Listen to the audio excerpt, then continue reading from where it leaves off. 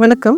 இன்னைக்கு நம்ம secondary infertility பத்தி பேச போறோம். அதாவது ஏற்கனவே உங்களுக்கு ஒரு குழந்தை இருக்கு, நீங்க தானா கன்சீவ் ஆயிருக்கீங்க, இப்ப 2வது குழந்தைக்கு நீங்க ட்ரை பண்ணிட்டு இருக்கீங்க அப்படின்னா நீங்க என்ன பண்ணணும் அப்படின்னு பார்க்கலாம். பொதுவா இந்த மாதிரி 2வது குழந்தைக்கு ட்ரை பண்றவங்க லேட் 30s இல்ல ஏர்லி 40sல இருப்பாங்க. அதாவது தன்னோட 3rd டெக்கேட் இல்ல 4th டெக்கேட்ல இருப்பாங்க. ஸ்பான்டேனியஸா ட்ரை பண்ணிக்கிட்டே இருப்பாங்க, கொஞ்ச நாளைக்கு எதுவும் நடக்காது.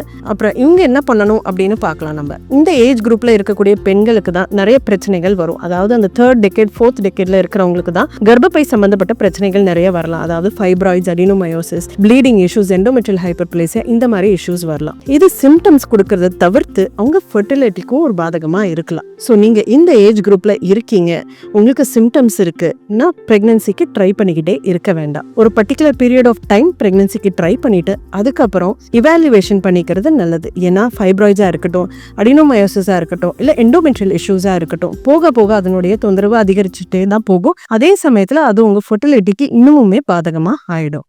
தேங்க்யூ.